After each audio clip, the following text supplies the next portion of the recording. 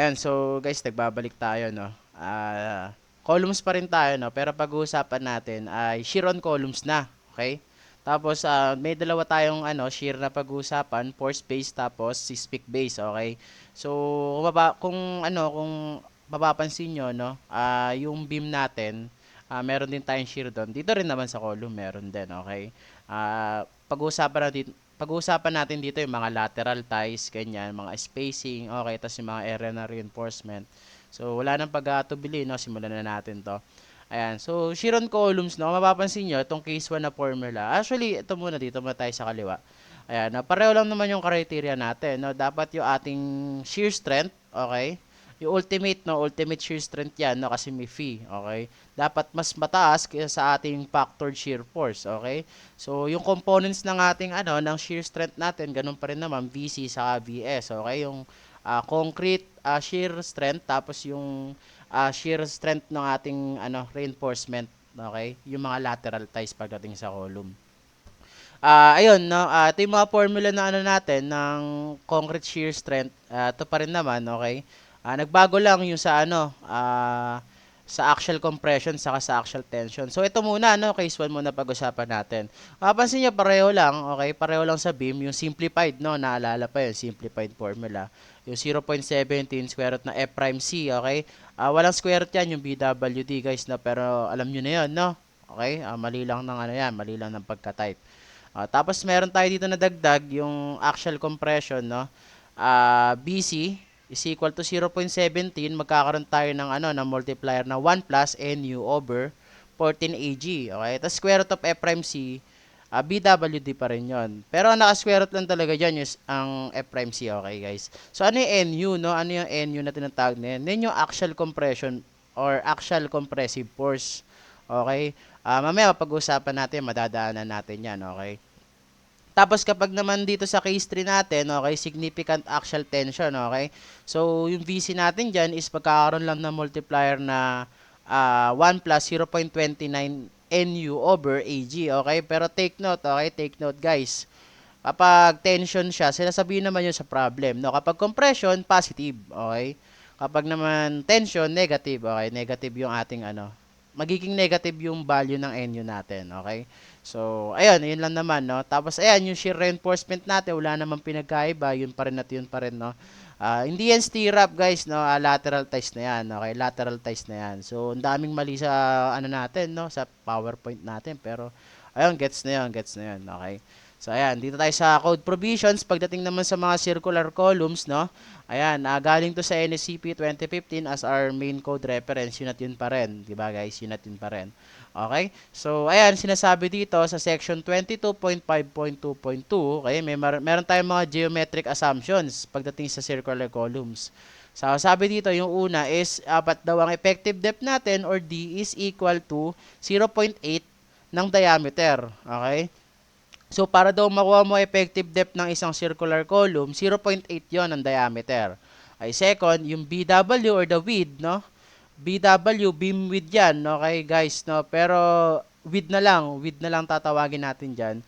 Dapat daw equal siya sa diameter ng circular column mo. For solid, okay, solid circular sections, okay, solid dapat yung column mo dyan. So, ibig sabihin, walang butas, no? Hindi siya hollow. Kasi kapag hollow na siya, nandito sa number 3, ang width daw na i-consider mo is twice ng wall thickness. Okay? Twice ng wall thickness para sa hollow circular sections. Okay? So, bakit twice, no? Kasi, ayan, mapapansin nyo, guys, no? Kabilaan yan, okay? Kabilaan yung kukonsider natin yan since butas nga. Ayan. Okay? So, gets na yan, gets na. Geometric assumptions lang yan. Okay? So, pagdating dito sa 22.5.8.5.6, ang dami, no?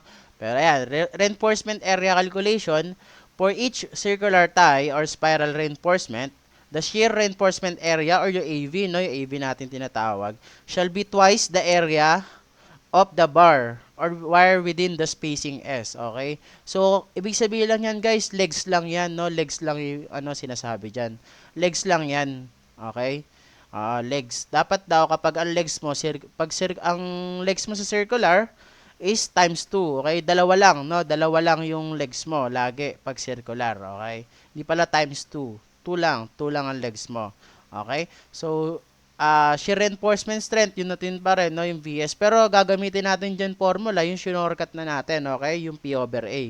Ayan. So, eto, may note dito sa baba with citations pa. While transverse reinforcement in circular sections may not consistent of straight legs, tests indicate that equation is conservative if D is defined in 22.5.2.2. Okay, so yung reference mo dito para sa section na to, yung nasa kaliwa ko, lower left, is dapat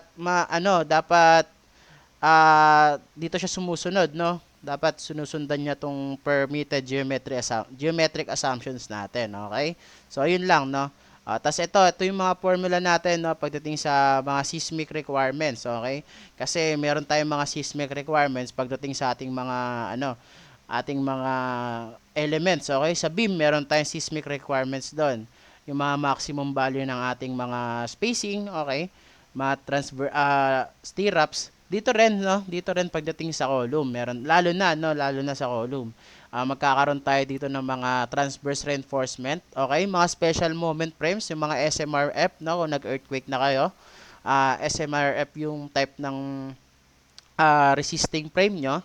Dito yon, okay? And so, kung sa inyo, screenshot nyo na lang tong formula na to. Pero yun lang naman yan, okay? So, ano ba ibig sabihin nitong rectilinear hoop, guys? No? Rectilinear hoop, ibig sabihin niya, yan yung mga mostly nakikita natin, no? Lateral ties, ganyan. Stirrups pagdating sa beam. Ang tawag doon, rectilinear hoop, okay? Tapos, mayroon tayong mga conditions dito. Magde-define na lang tayo siguro ng mga ng mga variable. Yung PU natin, yan yung ultimate axial compressive force. Okay? PU, ultimate. Kasi PU no? So, ultimate yan. Pag P naman, di ba, ano yun? Axial force. So, yun, no? PU. Okay? So, dapat daw less than siya or equal sa 0.3 ng ating gross area times F prime C. At saka, naka-take note, no? End. Okay? End. Dapat pareho sila. Masasatisfy. Dapat to F prime C mo is less than or equal to 70 MPa, okay? So kapag itong dalawang to hindi na nasatisfy ito, dito ka na sa second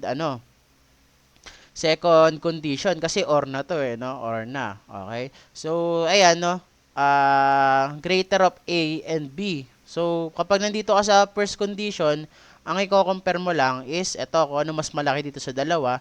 So ano ba yung AG? Yan yung gross area natin, tapos yung ACH yung core area natin, no, mamaya di-discuss natin yun, ano yung ACH na yan, yung core area, okay? Okay, tapos yung FYT natin, yun yung ating strength nung transverse reinforcement natin, okay? So kapag naman yung letter C natin, no, kunyari nag-fall ka dito sa condition 2, eto ka na, 0.2 KFKN, i-consider mo na rin to, yung letter C. KF, PU over FYT, na mamaya di-discuss natin kung ano yung KF sa KN na yan. Okay. Tapos dito naman, no, kapag spiral or circular, yung pa rin, no, yung pa rin yung conditions natin. Pero mag-iiba na yung mga expressions mo, yung mga pagko-comparean mo, okay? So, ayan, no, naiba lang naman, 0.45 pagdating dito sa letter A, no? Tapos dito naman sa letter F, si letter E, 0.09 doon sa sa rectilinear. Pagdating sa spiral, 0.12 na siya, okay? So dito naman pagdating sa rectilinear ng letter C, 0.2. Pagdating naman sa spiral, 0.35, okay? So ano ba yung mga KFKN na yan, classmate? So ito 'yon, guys. Ayan, basahin natin. So the concrete strength factor pala yung KF, okay? Concrete strength factor. Ayan. Tapos yung confinement effectiveness, yun yung KN. Okay? So, ayun no. Yun yung ibig sabihin nun, yung mga variable na yan. So, may mga kaukulang formula din yan. Ang KF mo daw is equal to F prime C. Since concrete strength factor nga to, gagamitin natin dyan is, yung sa concrete strength, diba? Yung F prime C over 175 plus 0.6. Tatandaan, dapat itong expression na to, yung nasa kaliwa, mas mataas dapat siya or equal sa 1.0. Kapag less than siya ng 1.0, 1.0 yung gagamitin natin. Okay? So, ano yung KN? Yun yung confinement effectiveness. Ayan, no? NL over NL minus 2 lang yan. Ano yung NL? Yun yung number of longitudinal bars around the perimeter of the column core with rectilinear hoops. Take note that are laterally supported by the corner of hoops or by seismic hoops. So mamaya pagdi-discuss din natin 'yan, no, kung paano natin malalaman kapag ano siya, kapag NL siya, okay? So next tayo, ayan. I-discuss natin yung mamaya, guys, no. Ayan, transverse reinforcement required in section sa blah blah blah. Ayan, basahin niyo na lang pag may time kayo, okay? So ayan, no, ito yung ating mga maximum value ng tawag dito. Ayun, basta yung maximum values, okay?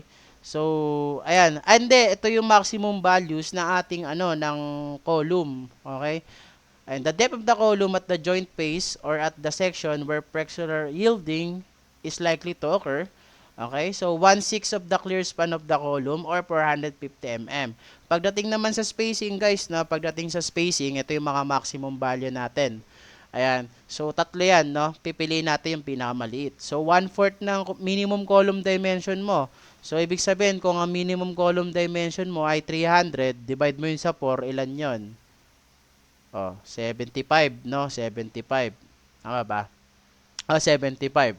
So, yung letter B, 6 times the diameter of the smallest longitudinal bars. Kunyari, ang pinakamaliit mo na longitudinal bar pagdating sa column section mo is 20, say 20 mm. O, 6 times 20, no? 6 dB yan, 6 dB. Okay. So, ilan nyo? 120 mm. So, ayan, yung SO natin, meron tayong pangatlo. Ay, may formula yan, guys, no? 100 plus 350 minus HX over 3. So, ano yung HX na yan na binabanggit? Pero take note muna, no, yung SO natin, hindi dapat lalagpas ng 150 at hindi siya bababa ng 100. Okay, so next. Ayan, guys, no, pag-usapan natin kung ano yung HX, no. Nung sabi dito, guys, no, yung HX daw, yun yung pinakamalaking value mo ng XI. So, tignan nyo na lang to yung figure, no, wala kasi akong pen. Ayan, so, yung figure dito, guys, no, ibig sabihin yung XI is center to center distance yan, no? Center to center distance of laterally supported longitudinal bars. Ayan, longitudinal bars. Okay, so ano ibig sabihin ng center line to center line? Gitna-gitna, guys, no? Tapos pagdating sa sabi, laterally supported longitudinal bars. So, paano mo masasabi kapag ang isang bars mo is laterally supported? So, mapapansin nyo, guys, no? Meron tayong mga meron tayong mga rectilinear hoops, no? So, ibig sabihin lang yan, pag sinabi mo laterally supported, either 90 degrees yung kapit nung lateral ties mo or 135. Yung 135, yun yung tinatawag nating seismic hooks, okay? Okay, so yun, para masabi mo na ang longitudinal bars mo is laterally supported, it should be 90 degrees or 135, no? Tandaan na lang 'yan, no? Hindi kasi masulat ni classmate, wala tayong pen. Pero ulitin ko na lang, for your longitudinal bars to be laterally supported, the lateral ties should be 90 degrees or 135. Kasi kung mapapansin niyo to, no? Ito. Ayan. Tinuturo natin. Kung mapapansin niyo, hindi siya counted as laterally supported. Bakit?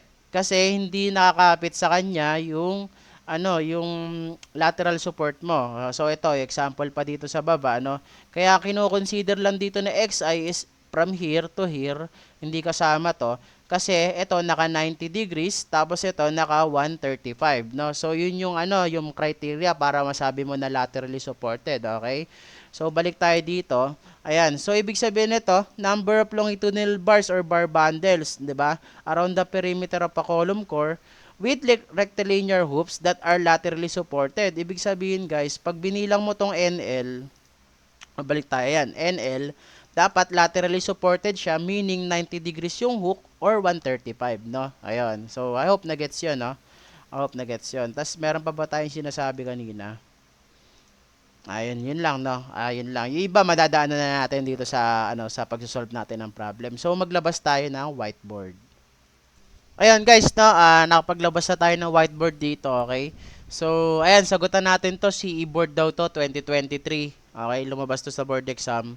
Ito yung given mo, no? Meron ka daw width na 600, tapos meron ka length na 800 in millimeters yan.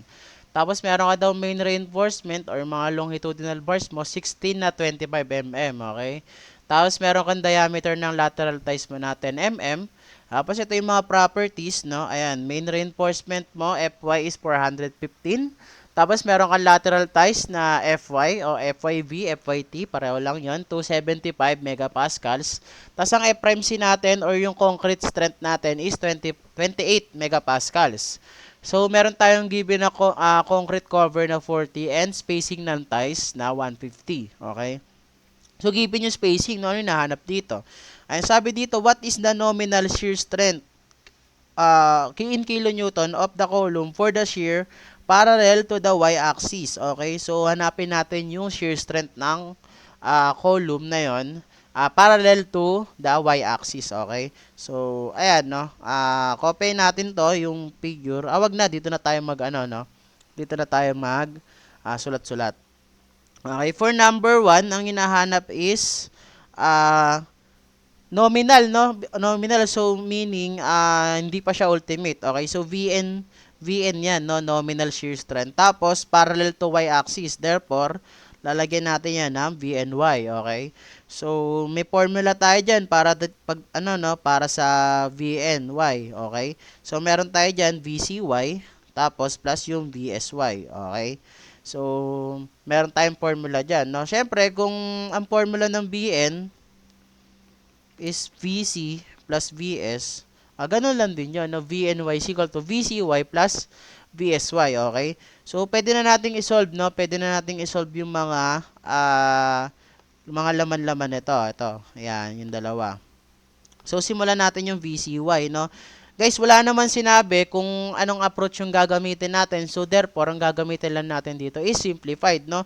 Sa kung mapapansin nyo, wala tayong given na, na compressive force or tensile force pagdating dun sa column. So, we will assume, okay, na ano lang to, na simplified formula. Kasi hindi mo rin naman magagamit yung formula na, no?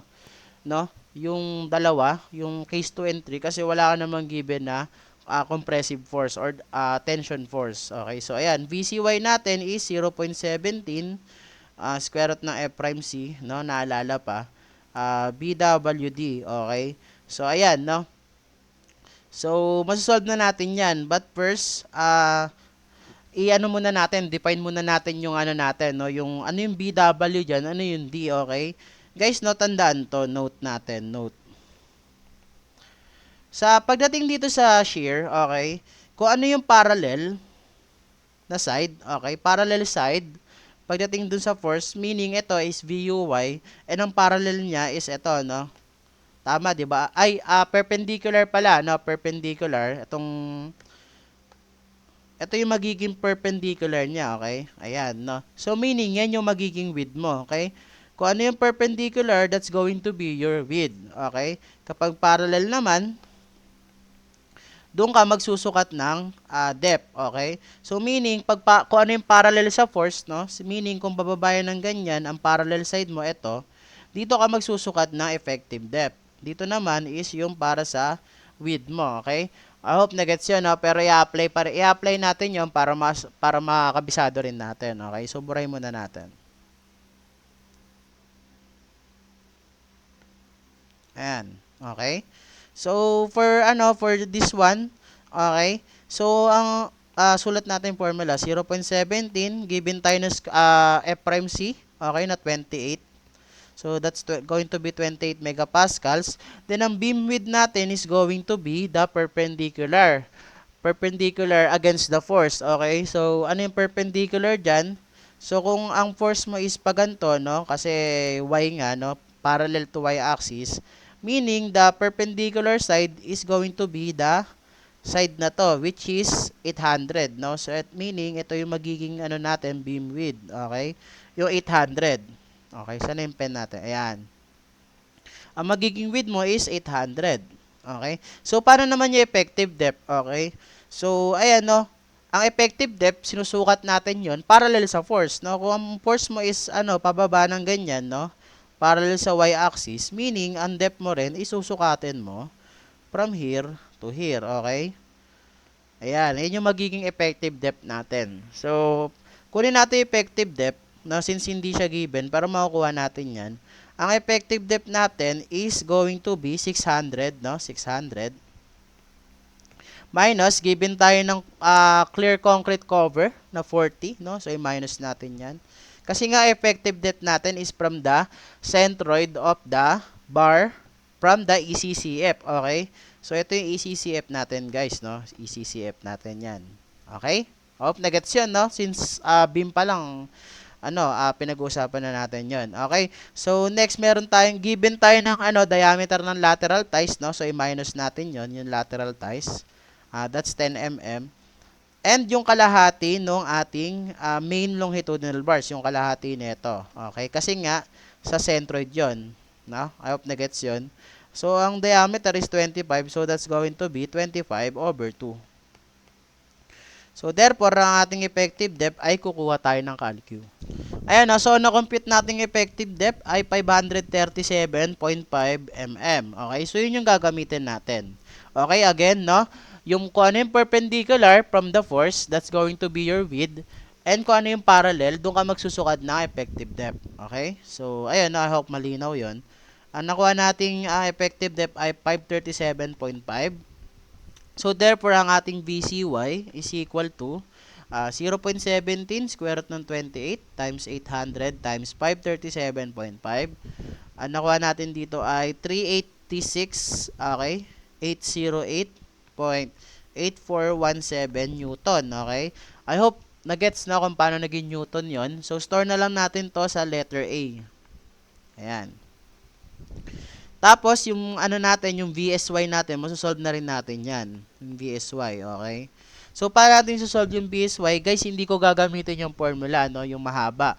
Ang gagamitin ko yung concept ng P/A, no? Na-discuss na rin natin yan, simula beam pa lang, no? And yun na yung gagamitin natin para sa shear, okay? Pareho lang naman. Pareho lang naman pinagkaiba. Pero mas komportable lang si classmate dito, no? Sa concept na to. So, ano yung stress is equal to P/A niya? FYT or FYB, okay? VS is equal to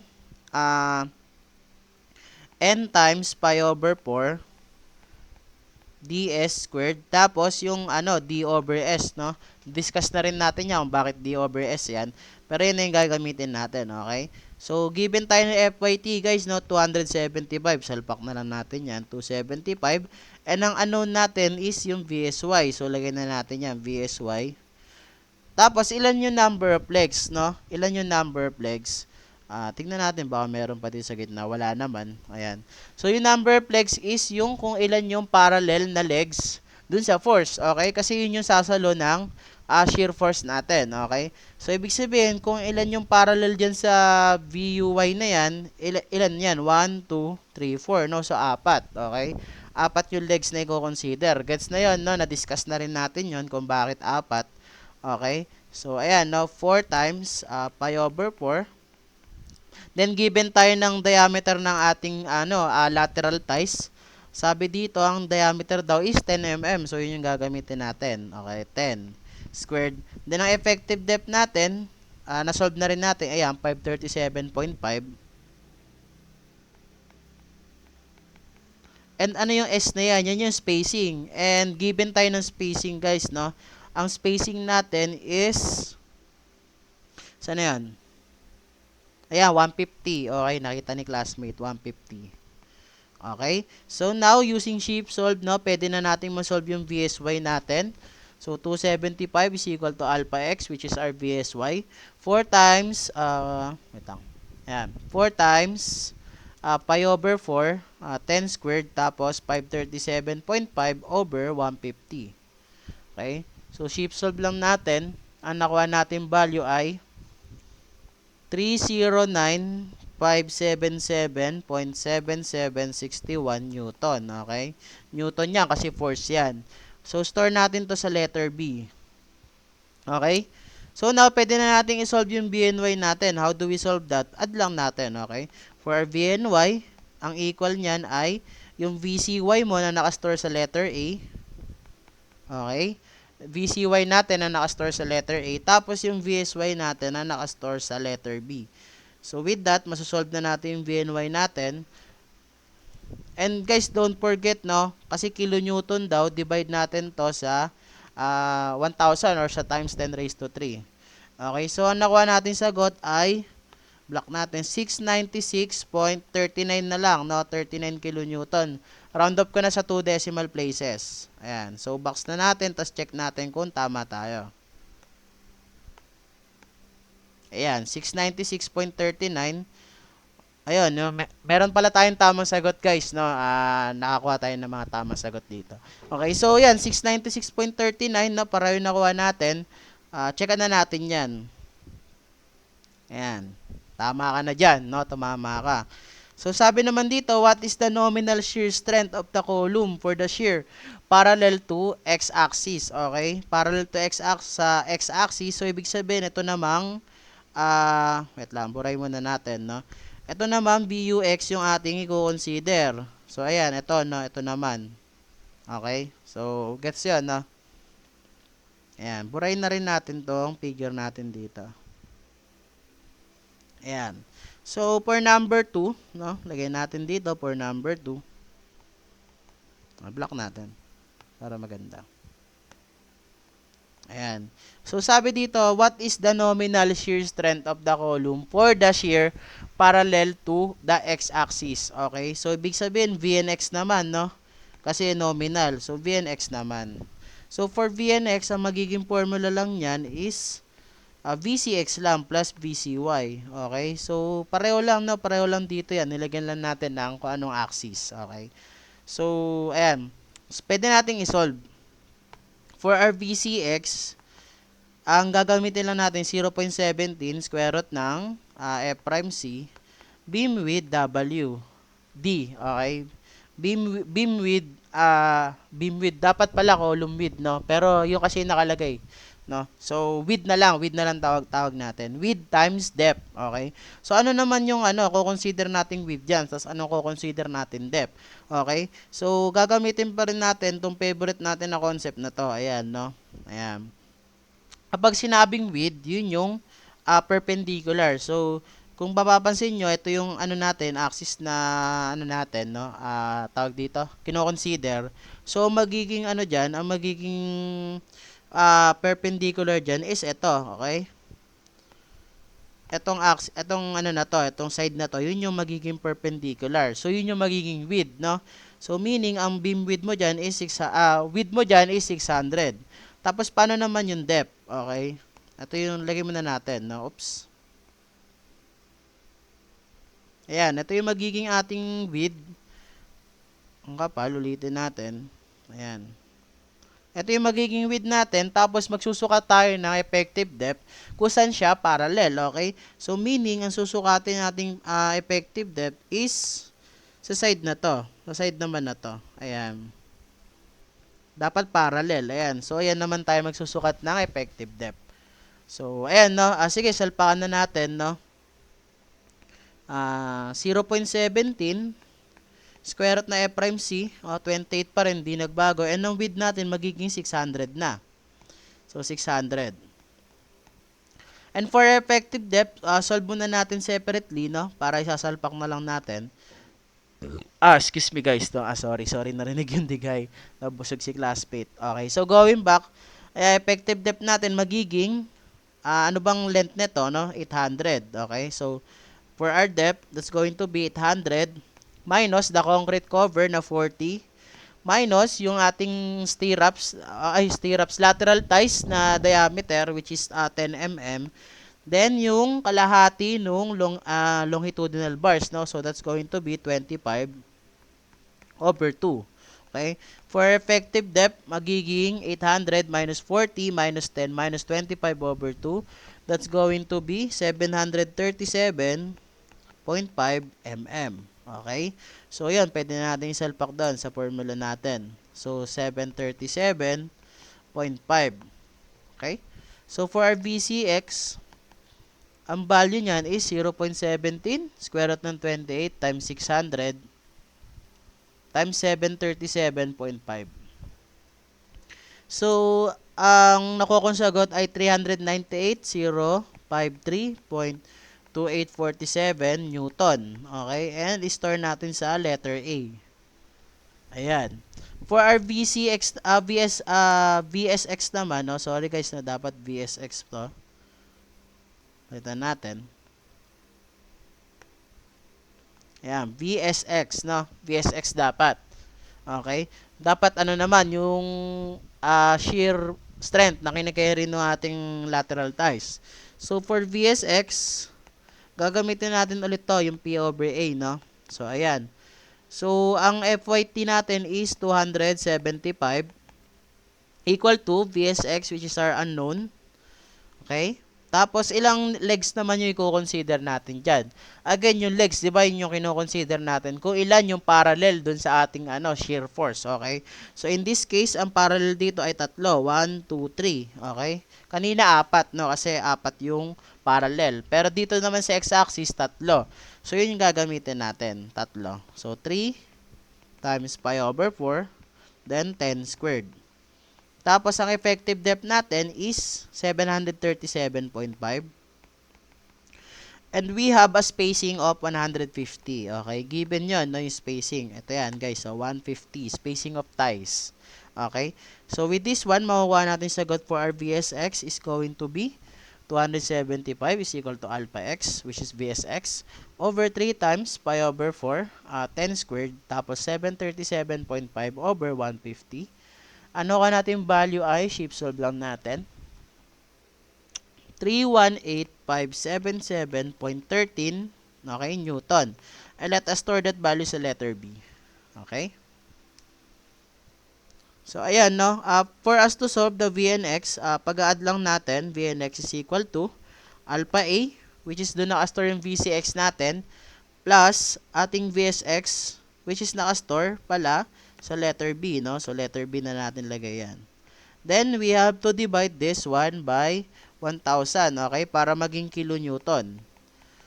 So, with that, no? Pag-add na lang natin, then divide. Ano ko natin sagot ay 716.63 kilonewton, okay? So, box na natin yan, and let us check kung tama tayo. Ayan, so 716.63 kilonewton. So, checkan na natin yan, no? So, tama tayo dyan. Okay? Kapalan natin. Okay, for letter C, now which of the following gives the nominal compressive load at zero eccentricity, okay? So, kung naalala pa, no, yung mga diniscuss natin, no, pagdating dito sa columns, nominal compressive capacity, okay? Yan yung ating PN, no? PN. At zero eccentricity kasi, no? So, meaning pure axial lang, no? Pure axial load lang yung ating i-consider. So, excuse me. Pagdating dito sa letter C, since zero eccentricity yung tinahanap and nominal lang, no, nominal compressive load in kilonewton, so PN lang yung ating isosolve. Okay? So, how do we solve for PN, no? Dito, number 3 tayo. Okay? So, PN, alam natin na ang PN is equal to alpha PO, di ba? Okay? Alpha PO. And ang PO natin is equal to 0.85. No, naalala pa yung formula, no? F prime C, okay, AG minus AST plus AST FY, no? Always tayo in yielding condition. Okay? So, ayan, pwede na natin salpakan ng mga values, no? 0.85. Our F prime C is 28. And for our gross area, since this is rectangular, we will just multiply the length times width, no, para makuha natin yung gross area, okay? So, for our gross area, ano lang yun, no, 800 times 600. Tama ba? 800 times 600. Ayan, no, 800 yung length, 600 yung width, no? So, 800 times 600 lang. Minus yung AST natin, which is the area of our longitudinal reinforcements. Okay? So, ilan to, no? Given tayo ng 16 na 25, okay? So, for us to get the area, 16 times pi over 4, 25 squared. Okay? Plus, yung AST natin, which is ano lang din, 16 times pi over 4, 25 squared. And ang Fy natin, and take note guys, no, ang Fy na gagamitin natin dito is for longitudinal na Fy, okay? Baka magkalituhan, no, ang magamit is yung pang lateral.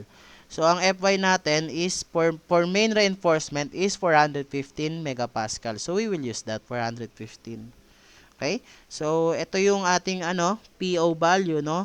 Salpak lang natin sa calcu. Ayun, no? Ang nakuha natin value is 144 96,477.62 newtons. Okay? So, store natin to sa letter A. Okay? So, ano yung alpha na gagamitin natin dito, no? Kung mapapansin nyo, yung ano natin, yung ating column is, tide siya, no? Tide column. Okay? Hindi siya spiral. So, ang alpha value for tide column is 0.60. Diba? Naalala pa yon, no? 0.60. Mali, 0.80 pala, guys, no? 0.80 yung para sa alpha. Tapos, 0.65 yung pagdating sa phi, okay? Since nominal lang yung hinahanap natin, no? Tinesting ko lang kung naalala pa, no? So, kapag tide column, ang alpha natin is going to be 0.80. Tapos, kapag naman hinahanap is ultimate, ang phi factor natin is 0.65. But for this problem, no, for this letter, ang hinahanap lang is nominal. So, we will just use the alpha na 0.80, okay? So, para makuha natin yung Pn, this is going to be alpha PO, no? So, 0.80 lang yan times nung PO na natin na nasa letter A. Then, ang nominal na strength natin or nominal compressive load strength is going to be 0.8 times alpha A. Okay, ang nakuha natin sagot dito ay 11,000. By the way, divide nyo pala muna sa 1,000, no? Para maging kilonewton. So, 11,597.18209 or just simply 18, no? 18. 2 decimal places. Ayan. Kilonewton, then i-box natin, check natin kung tama tayo. 11,597.18. So, ayan. Base dito, no? 11,597.18. So, we are definitely correct. Ayan. So, ayan, no? Nakaisang, isang situation ka na sa board exam. Lupit mo na nun, no? So, ayun lang, no? Kung mapapansin nyo, guys, no? Itong problem na to is for force-based na shear, okay? Force-based na shear. Ayan. So, we still have problems pa naman to solve pagdating sa seismic requirements, no? Pero itong problem na to is force-based na shear problem, okay? So, next problem tayo. Ayan, for our next problem, meron tayo ditong column na given, no? So, basahin natin. Design the column shown in zone 4, no? So, zone 4, sinabi, zone 4 daw siya. Excuse me. That is part of a special moment frame, no? So, special moment frame. So, part siya ng special moment resisting frame, no? So, meaning we have to apply, seismic requirements. So, sabi dito, given tayo ng mga properties, no? F prime C28. FYL natin is 420. We are also given FYV or FYT, pareho lang yun, 280 megapascals. Sabi dito, ang gamitin natin DBI, 28 mm. Given tayo ng steel cover, no, constant yan, 60 mm. So, each side or each face, ang steel cover mo is 60 mm. So, given din tayo ng 12 mm na cross ties, saka hoops. Okay, so, meaning yung ating lateral ties are 12 mm. Okay? Design shear force along the long direction is 800 kilonewton. Okay? So hinahanap is required spacing of ties from the design shear force and also yung required spacing from the seismic requirements. Okay? So magagamit na natin pala yung mga seismic requirements natin dito. Okay? So first of all, solve muna natin yung letter A, no? Ayan. Oops. For our letter A, ayan, sabi dito, given tayo ng design shear force along the long direction na 800 kilonewton. So, meaning ng along, parallel yun, guys, no? Parallel. So, meaning, ito yung long direction mo, 950. Yung VU mo, or the design shear force, is dyan, parallel. Okay? 800 kilonewton. Okay? So, parallel dyan. So, meaning, kung parallel yan dyan, ang magiging width mo is going to be ito. Ibayin natin yung kulay. Ang magiging width natin, ito. Ayan. So, this is going to be our width. Tapos, ang effective depth natin is manggagaling from here. Kapal masyado pala. Ayan. Manggagaling from here to there. Ayan. No? Ito yung magiging effective depth natin. Ayan. Okay? So, kasi nga, di ba, perpendicular yung width and parallel yung effective depth. Okay? So, ayun, no? Sabi dito, spacing of ties from the design shear force. So, dito natin gagamitin yung concept na VU is equal to VC plus VS. Okay? Or, dito nang galing yan, no? VU must be less than or equal to VBN, no? Ayan, VBN. So, meaning, applyan natin siya ng 0.75 na phi VC plus VS.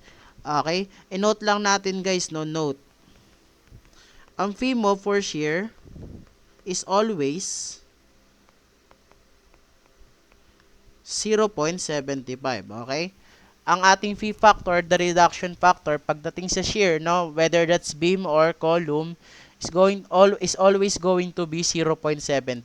Okay? I hope malinaw 'yon, no? Hindi natin pala nasama sa PowerPoint. Pero kung umabot ka ng part ng video na 'to, alam mo na. Okay? So ayan, no? Ang fee natin is 0.75. Okay?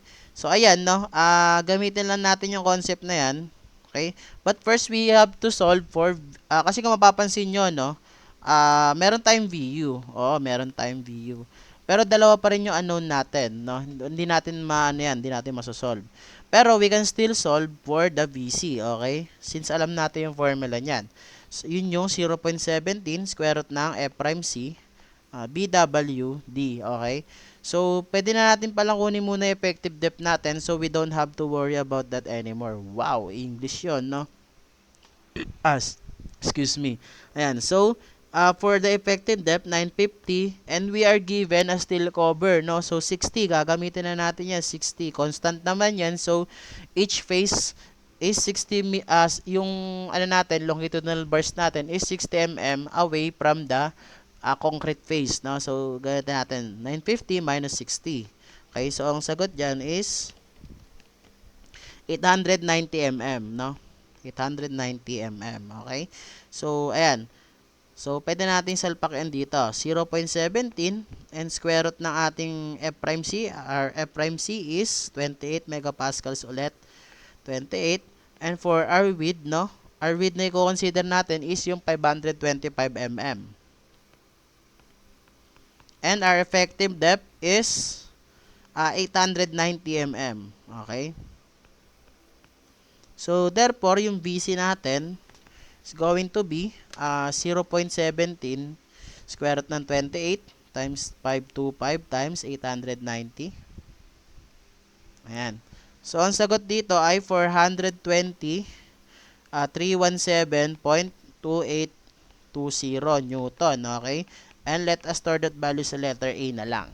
Okay? Pwede na natin mag-shift solve, no? Pwede natin shift solve tong part na to. Okay? So, given tayo ng VU, no? Yung design shear force. So, pwede natin gamitin yan, 800. But that is in kilonewton. So, let us convert muna to Newton. Okay? Para tugma yung kabilaang side. Or pwede nyo naman i-divide yung VC. Wala naman problema doon. Pero, mas komportable na lang siguro ako dito. Ayan. So, anyway, 0.75. Tapos, alpha A. And our unknown is yung VS, no? VS. Ayan. So, therefore, we can now shift solve for the value of VS. So, 800 times 10 raised to 3 is equal to 0.75. Alpha A plus alpha X, which is our VS. Ano ating sagot dito ay 646, 349.3846 Newton. Okay? Newton. So, let us store that value sa letter B. Okay? So, with that, no, pwede natin makuha yung spacing and how will we get the spacing? No, pwede nyo gamitin yung formula kanina, yung VS equal to AV FY D over S ba yun? Or S over D. Okay, basta yun, no, yung nasa PowerPoint natin. But for me, I will use the concept of stress is equal to P over A. No? Yan ang gagamitin natin. So, for our stress, which is gagamitin natin is FYV or FYT. Gagamitin natin is 280. Is equal to P. Ang P natin is going to be the VS. No? Yung VS yung gagamitin natin dyan. Over, kung ilang legs, no? Ilang legs para sa AV natin. Okay? So, ang legs natin is yun yung, kung ilan yung parallel sa shear force. In this case, ang parallel na legs is 1, 2, 3, 4, 5. No, 5. Okay, 5. So, 5 yung ating legs. 5 times pi over 4. And the diameter of our lateral ties is also given. The diameter of our cross ties and hoops are 12 mm. So, we will use that 12 mm. Okay? And for effective depth, na-solve natin kanina, 890 over S, which is the spacing na unknown.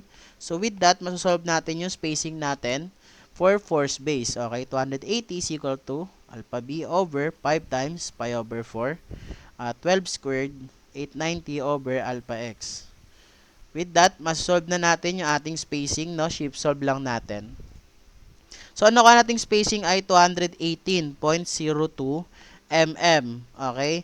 And with that, since hindi sinabi, no, kung we will, kung ilang multiples natin ira-round down, okay? So, we will assume na magra-round down tayo sa 10 mm multiples, okay? Pagdating sa spacing, guys, no, naalala pa, hindi tayo nagra-round up, okay?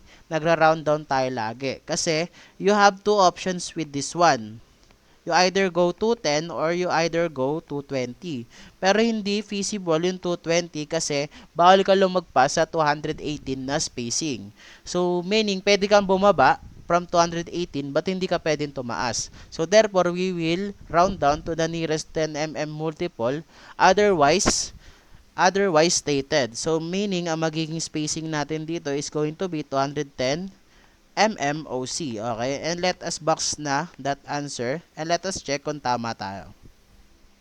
With that, ang sagot is 200 MMOC. Okay? So, checkan na natin yan. No? Ayan. Oops. Ayan.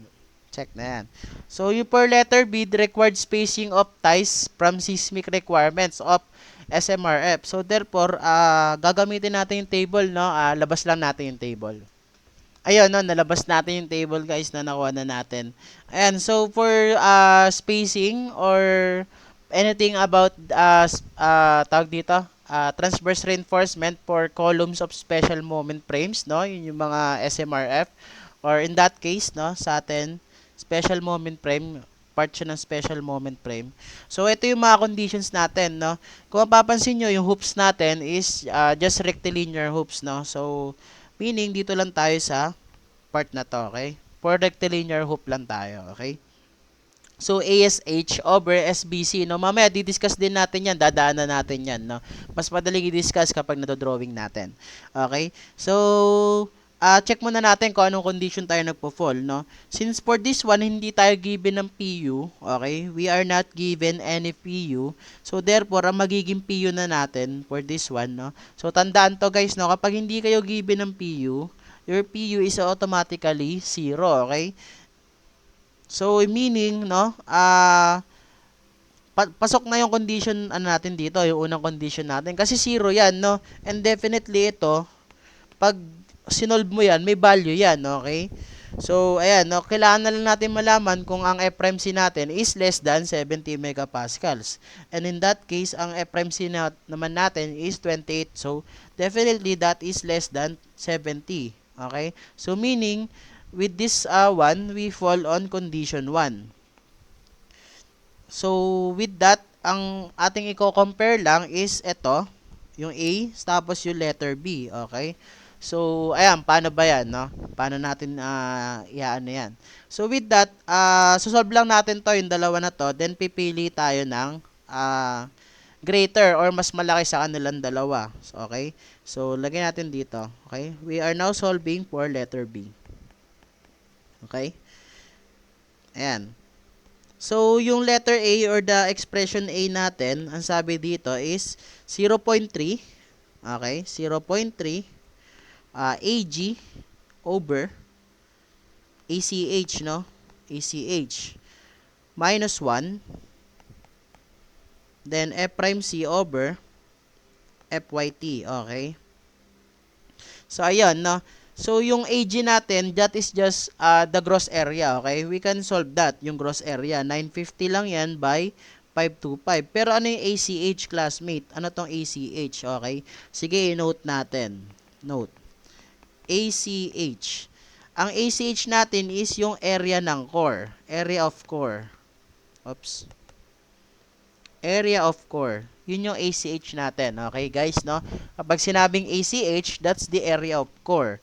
Okay? So, ano ba yung core na yan? Ano ba yung sinasabing core na yan? Pag sinabing core, yun yung, eto, no? Dodrawing na lang natin. Ayan. Ayan yung tinatawag na core pagdating sa column. Ayan, no? Eto ang loob na to. Okay? Ayan. Assuming na lang na pantay, no? So, meaning, para makuha mo yung core, no? Para makuha mo yung core ng isang column, you have to subtract or minus this part, okay? Kailangan mo i-minus yung part na yan. Okay? So, ano ba yung part na yan? That is the concrete cover. Okay? Para makuha mo yung core, you have to subtract the concrete cover from each side. Okay? From each side yan. Okay? Yung core natin, magsisimula yon from the lateral ties paloob, no? Paloob. So, meaning, we have to subtract the concrete cover. Okay? So, even though hindi tayo be given ng concrete cover, we know the concrete cover pagdating sa column, di ba? Meron tayong mga minimum doon. Okay? So, okay. Sige, solve natin. 0.3. Okay? And our gross area is going to be 950 times 525 since rectangular lang yan. Okay? Rectangular, guys, no? 525 by 950, okay? And for area of concrete core or yung core natin, to solve for the concrete core, magma-minus lang tayo ng concrete cover from each side. Okay? So 525 minus 80, okay? Twice ng 40 mm, okay? Twice ng 40 mm. Kasi each side 'yan para makuha natin yung core, okay? Ayan, no? Tapos yung 950 din, ma-minusan lang natin ng 80. Okay? Each side para makuha natin yung core. So, minus 1 times F prime C natin, 28. And we are actually given an FYT of 280 megapascals, no? So, with this one, yung expression 1 natin, makukuha natin yung value niyan. So, 0.3, 525 times 950 divided by 525 minus 80, 950 minus 80 minus 1 times 28, oops, and times 28 over 280. Okay? So, ang nakuha natin value dito ay 0.008647811. Okay? So, let us store this value na lang sa letter A, no? Compare naman natin yan mamaya. Okay? For our second expression, no? 0.09 F prime C over FYT lang yan. So, 0.09 F prime C over FYT. Okay? So, salpakan lang natin ng values. 0.09. Ang F prime C natin, 28 over 280. And for our second expression, ang sagot ay 0.09 times 28 over 280. Ang ating sagot dito ay 0.0009. Okay? And let us store that value sa letter B. Okay? Comparing with these two value, no, we have to choose what is the greater between those two. Okay? So, mapapansin natin, mas malaki yung sa expression A, no? Mas malaki to, guys, no?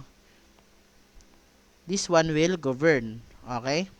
Kaya yung mag-govern pagdating sa dalawa, okay? So, meaning we will use kung ano yung nakastore sa letter A natin. So, i-compare lang natin to. Okay? So, ayan, no? And take note, guys, no? Ito yung ating working formula pagdating sa transverse reinforcement. So, ASH over S times BC, guys, no? So, ano yung ASH, guys? Okay? So, sulat muna natin. Over S times BC, okay? Tapos, i-compare natin yan or i-equate natin pagdating doon sa value na nakuha natin sa letter A. Oops, ayan na. Okay? So, yung ASH natin, that is just the area of reinforcement. Area of reinforcement. Okay? Yung ASH natin is yung area of reinforcement. So, since we are talking about transverse reinforcement, yung tinutukoy dyan na area of reinforcement is for transverse, no? Transverse. And this is going to be, this S is your spacing. And ito, yung BC natin, that is the width of core. Width ng core natin, okay? BC, okay? So, width ng core. Kung mapapansin nyo, hindi sinabi kung, tawag dito, anong axis, no? Anong axis tayo naghahanap, okay? Naghahanap ng, or anong parallel na axis yung kino-consider natin. So, we will do both, no? We will do both. Then, we will find what is the smallest spacing based on both axes. Tapos, yun yung mag-govern sa kanilang dalawa, okay? So, let us use our working formula, no? So, for area of reinforcement, let us muna, y-axis. Oops. Sa y-axis muna tayo. Okay? For our y-axis, no? Area of reinforcement natin. So, 5 yan, no? 5. 5 times. Okay? Yung area of reinforcement, again, is just the n or number of legs times yung area ng stirrups diameter or the lateral ties. Okay? So, with this one, no? Since ang parallel muna sa y-axis yung kino-consider natin, yun muna yung kukunin natin. Okay? So, meron dyan 5 legs, no? Pagdating sa parallel sa y-axis. So, we will use that. 5 times pi over 4. And ang ating diameter ng lateral ties is 12 mm. And yung spacing natin is yun yung unknown, right? Yung unknown. And yung BC guys, no? Yung BC, yun yung width of core. Okay? Width of core. On this one, no? Pagdating sa parallel sa y-axis, ito yung width na kino-consider natin, but we have to use kung ano yung width ng core. Okay? So, hanggang dito lang yung i-consider natin. So, how we will, paano natin kukunin yun? Yun na lang, no? English pa kasi. Ayun na lang, paano natin kukunin? So, that's just going to be 525 minus 40 minus 40 ulit. Or 525 minus 80 para makuha natin yung width ng core. Okay? So, S times 525 minus 80. Okay? Tapos, i-equate natin yan sa naka-store sa letter A natin since yun yung mas malaki sa kanilang dalawa. Okay? So, with that, solve natin yung spacing natin and input lang natin sa Calcu. For the y-axis, no, nakuha nating spacing ay 146.95 na lang, no, mm. So, we will round down natin yan, no. So, magiging spacing natin is 140 mm. Okay? For x-axis naman, ganun pa rin, no? Pero magbabago lang dyan is yung number of legs, saka yung natin, yung core, width ng core, okay? So, for that, ang magiging number of legs natin is going to be, may natin yung kulay, 1, 2, 3, 4, 5, 6, 7. Kasi yan yung parallel sa x-axis, okay? So, 7 legs. So, lagay na natin. 7 times, pi over 4, and our diameter ng stirrups is, or the lateral ties, rather, is 12 over, spacing, which is unknown natin, times ang width ng core natin is going to be 950, no? Minus 40 ulit, or just simply 80. Okay, ma-minus lang natin yung concrete cover. So, 950 minus 80. Tapos, then equate natin kung ano man yung value na sa letter A natin, since yun yung mas malaki, dun sa kino-compare natin sa kaninang dalawa. Okay? So, input lang natin ito sa Calcu, then na magiging spacing natin is, ayun, no. So, ang nakuha nating spacing is 105.23 na lang, no, mm. Okay? And we will round down to 10 mm multiples. So, magiging spacing natin dyan is 100 mm OC, okay? So, since mas maliit yung spacing na nakuha natin parallel to x-axis, yun yung mag-govern for both axes, no? Kasi hindi naman pwede na dalawa yung spacing mo for x, tapos iba rin yung spacing mo for y, no? Iba yun, no? Ang hirap ang hirap ilatag nun pagdating sa site. So, meaning, ang nag-govern natin, since mas maliit to, this value will govern, okay? Ito yung mag-govern. Pero take note, no, we still have to check the maximum spacing, no? Maximum spacing pagdating sa seismic requirements. So, we will still check these three, okay? So, check na lang natin, no, para sure, okay? So, ayun na, 100 na yung threshold natin. We will check the S-max. Okay? For letter A, sabi dito, 1/4 ng minimum column dimension. So, minimum, yung pinakamaliit mo na column dimension. And according to our figure, no, ang pinakamaliit natin na column dimension is 525. So, we will just divide that to 4. No, 525 over 4. Ang lalabas dito ay 131, no, 131.25. And since we are rounding down, no, to the nearest 10 mm multiple, 130. Okay, 130. So, for letter B, okay, for letter B, sabi dito, 6 times the diameter of the smallest longitudinal bar. So, we are given also a longitudinal bar, no, kung anong size nito. Given ba tayo? Ayun, 28, no, 28 mm. Ito siya guys, no. Ayan, 28 mm. So, 6 times 28. 6 times 28. And ang kukuha nating value dyan ay 168. No, 168. And if we round down that, okay, yun makuha natin ay 160. And for letter C, yun yung SO natin, no? SO. And let us solve for the value of HX, okay? So, masolve naman natin yan yung value na HX, okay? So, ayan, no? Buburahin ko na lang muna, no? Buburahin ko na lang muna yung mga, ano, nakalagay dito para ma-solve natin, okay? Ayan. So, ano ba yung HX, guys, no? Ayan, no? Solve natin. Drawing pala muna natin. Ayan. Oops. Kunyari na lang, pantay ulit. Ayan. Since lahat naman ng bars natin na parallel sa y-axis is laterally supported, no? Ito, naka 135 degrees to. Ayan, 135 degrees. Ayan. Tapos ito, 135 din. So, ito, 90, no? So, laterally supported pa rin. Okay? So, meaning, yung mga values dito is equal lang. Okay? So, pangalanan din tong xi1. Okay? And to get the value of our xi1, no? Pangalan ko lang naman yun, xi1. Pwede na namang xiy, no? Wala namang problema doon. Okay? To solve for the value of xi, no? Pwede nyo siyang, pwede nyo siyang manu-manuhin, no? Pero, ganun din naman nata yung gagawin ko. Okay? So, yung length na to, na 950 pala, sorry. So, bilangin natin kung ilang x ay yung mabubuo natin, no? So, meron tayong 1, 2, 3, 4, 5, 6, no? 6 na xi.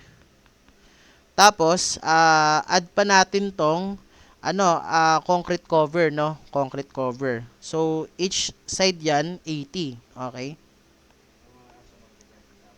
80, okay?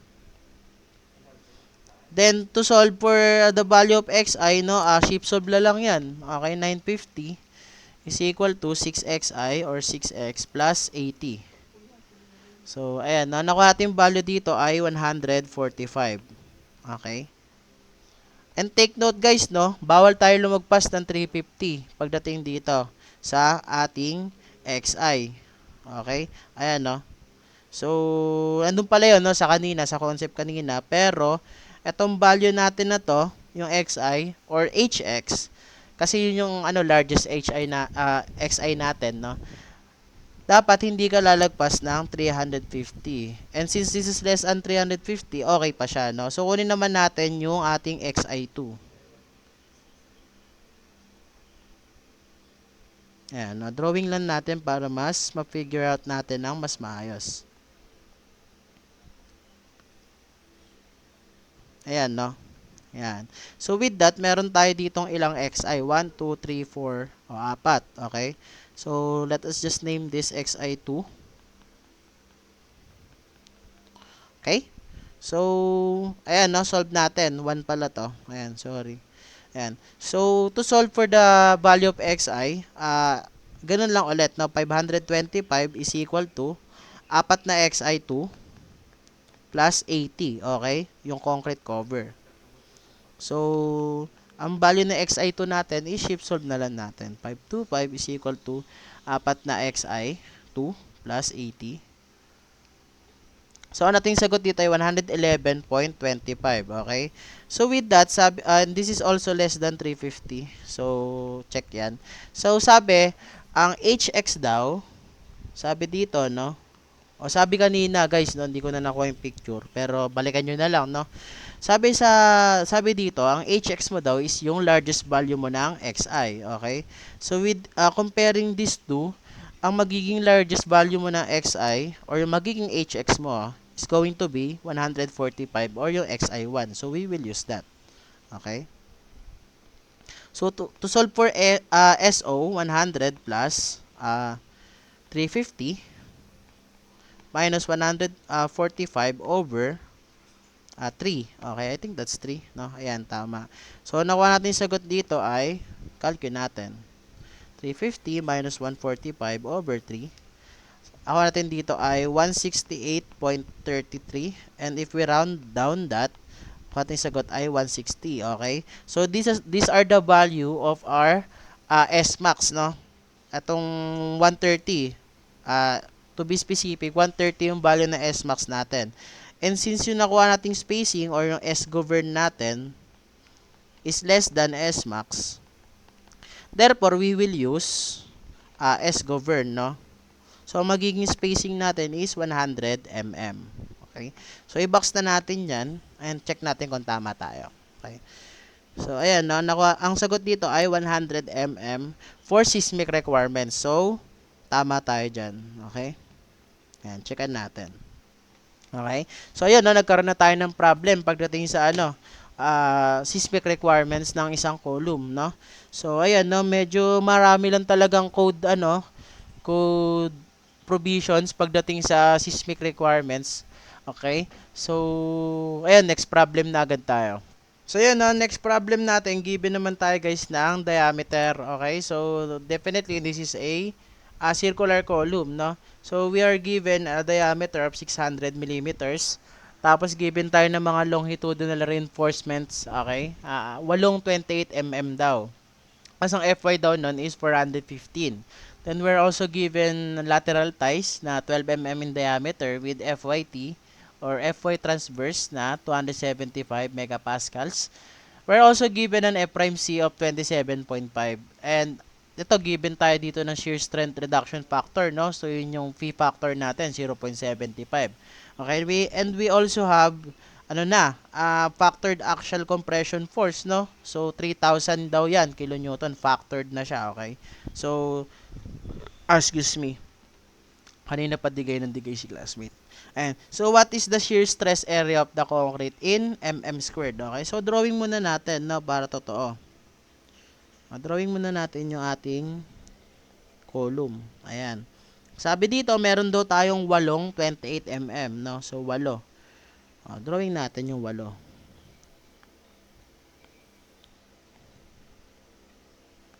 Ayan, 8 ba yan? 8 na yan. Ayan, 8, no? 8 28 yan. Sabi dito, sa problem number 1, ano daw yung shear stress area of concrete, no?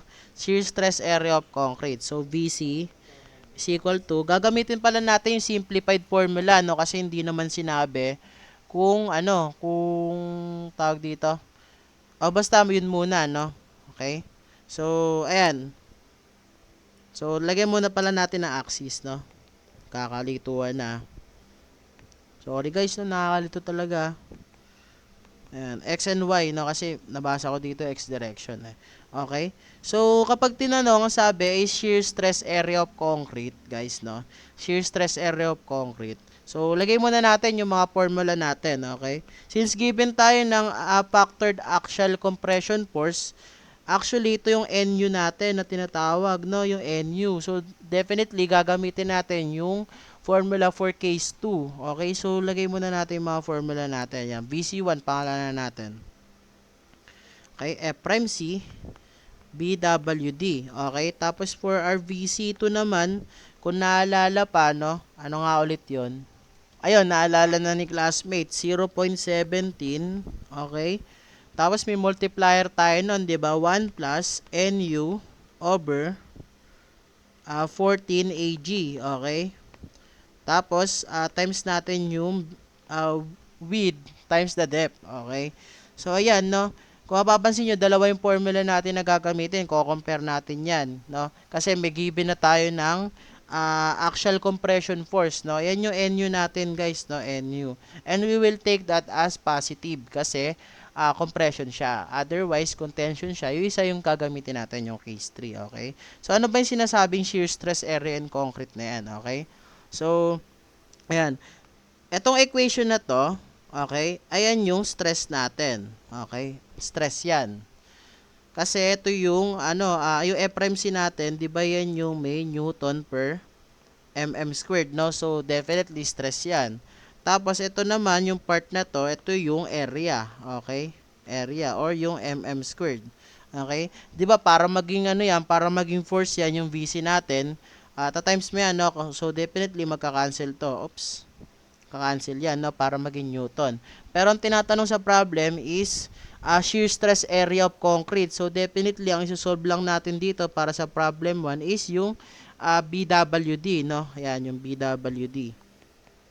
So, to solve for the shear stress area of concrete or ayan, pangalanan natin, no? Ano daw yan? Shear stress area.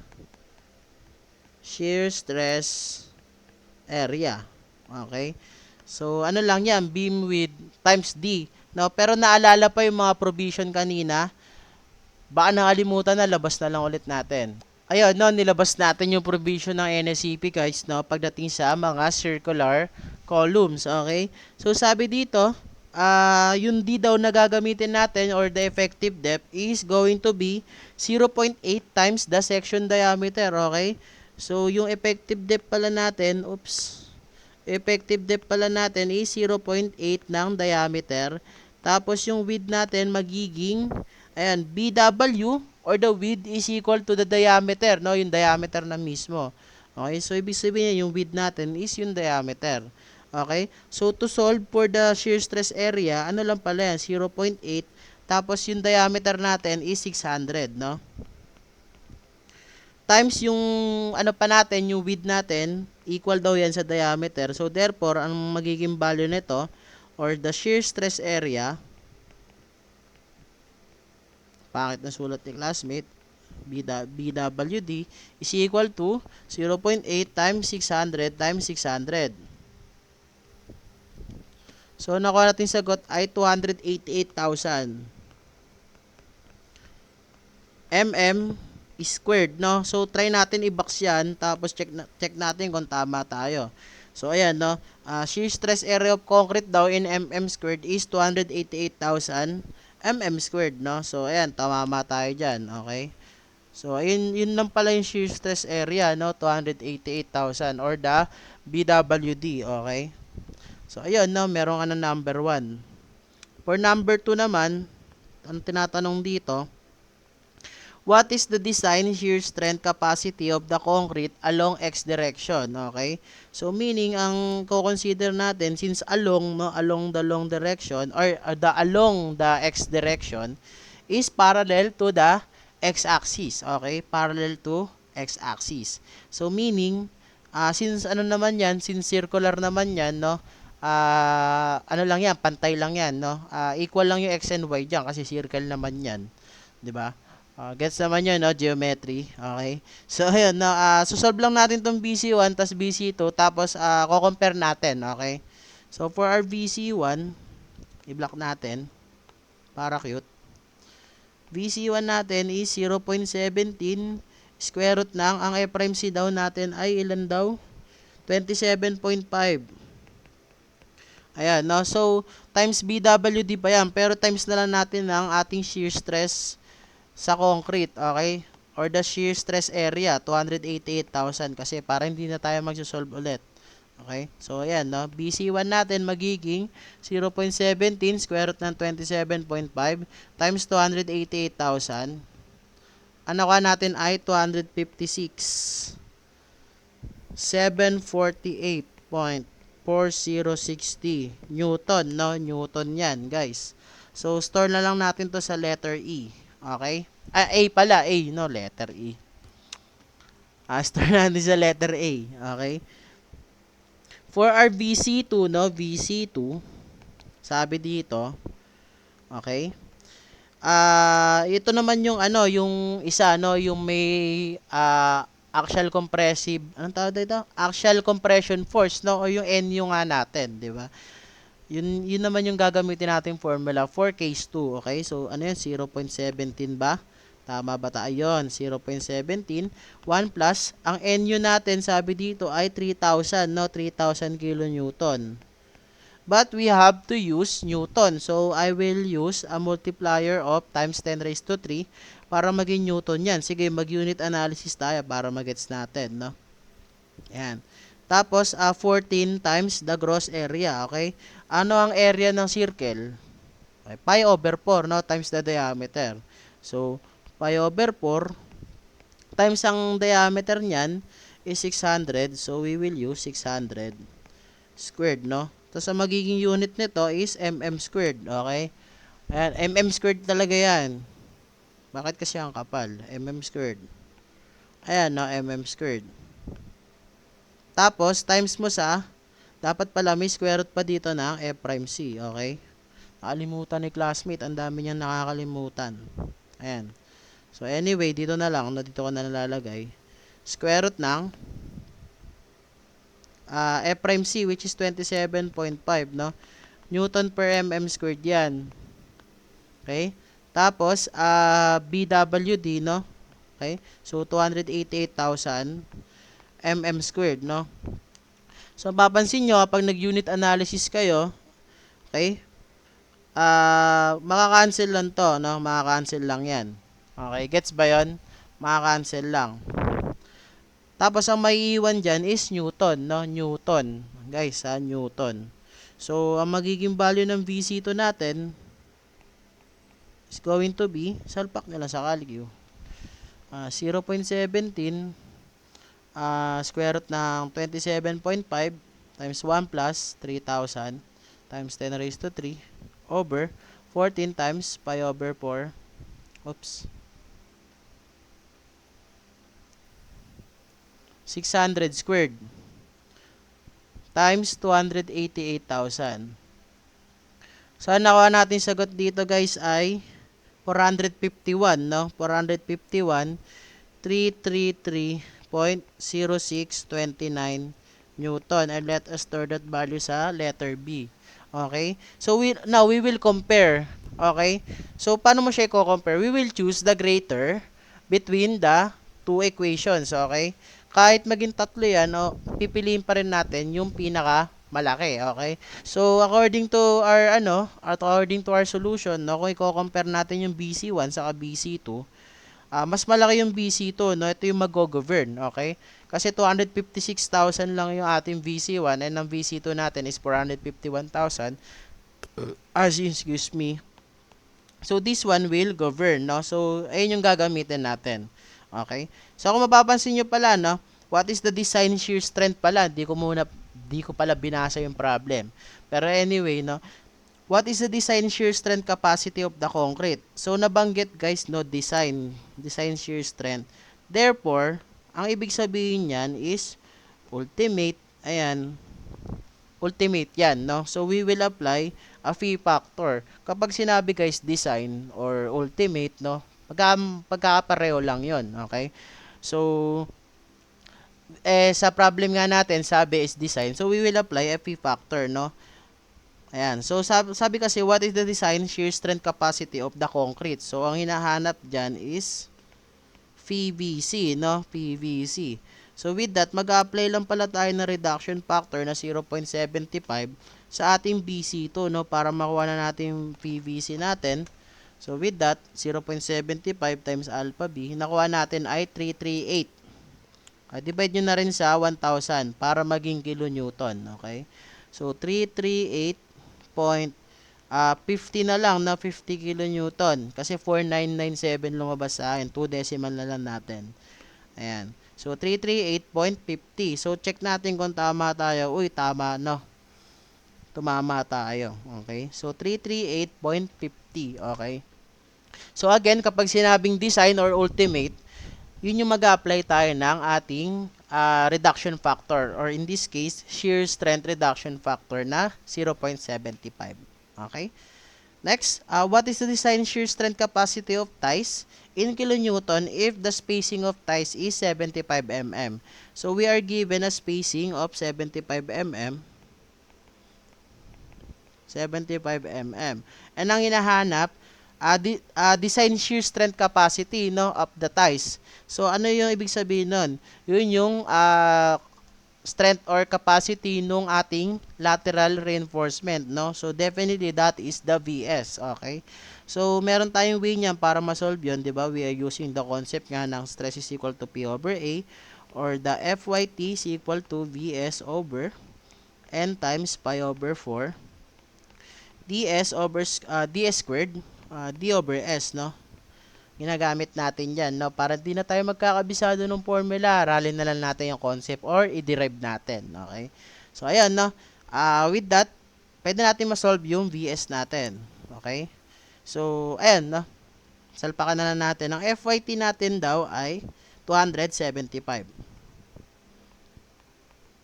Then, ang VS natin, yun yung unknown, no? So, ilan yung number plex niyan, classmate? Hindi naman sinabi, no? Or, wala naman, paano natin malalaman kung ilan yung number plex? Kaya tayo, guys, merong code provision. Ang sabi dito, no, sa section 28, nasa baba, sabi dyan, for each circular tie or spiral reinforcement, the shear reinforcement area shall be 2 times the area of 2x the bar or wire. So, ang dami niyang sinabi, no? Pero ang ibig sabihin lang daw niyan, kapag circle daw, pag circle column, ang legs mo daw ay 2. Yun lang yun, no? Ibig sabihin nun, classmate. Sabi dyan sa section 28.5.8.5.6, no? Ay lang sinasabi dyan. Kapag circular ang column mo, ang number of legs mo 2. Okay? Yun lang yun, natandaan yun, guys, no? Yun lang yung yun lang yung sinasabi ni code diyan. Okay? So, gamitin natin, no? 2 times pi over 4. And ang ating diameter ng ng lateral ties is 12 mm. So, 12 squared, no? 12 squared. Then, ang effective depth natin, alam natin effective depth natin is, sabi dito ulit sa code, 0.8 ng diameter. Okay? So, yun yung effective depth natin. 0.8 times 600 lang, no? Yung diameter natin. Over, spacing natin given tayo, 75. So, with that, we can now solve for the value of the VS or the shear strength of the lateral reinforcement. 275 is equal to alpha x over 2 times pi over 4 12 squared over times 0.8 times 600 divided by 75. So, ang nakuha natin dito ay 398,102.6211 no, Newton. And let us store that value sa letter A na lang, no. Ayan. Okay? So, for number 3, yung sinasabi, what is the design shear strength capacity of ties?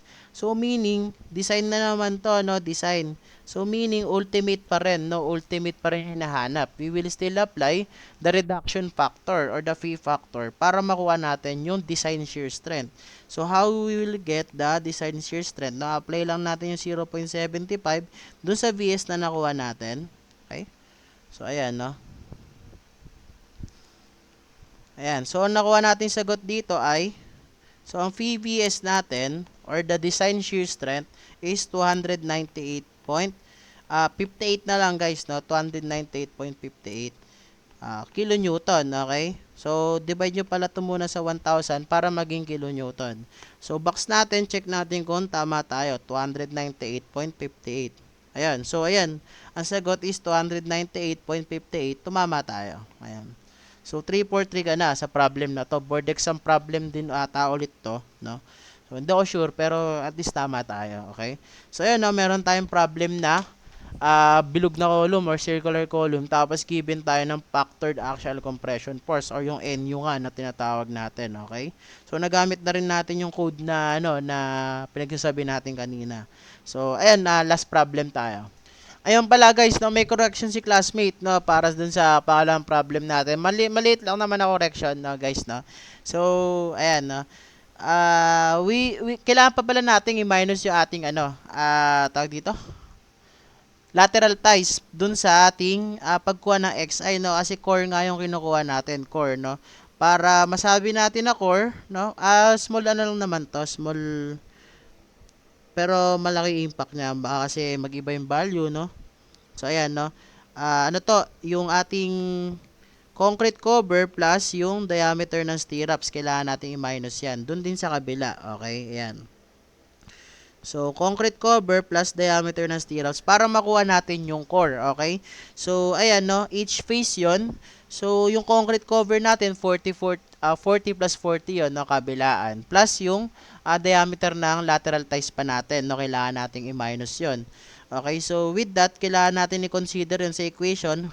Nirevise ko na, no, 141 yung nakuha natin, tapos ganun din sa baba, 105 naman, 0.26 yung nakuha natin. Okay, so mag-govern na natin dito na xi is yung xi1, magiging 141 na yung value niya.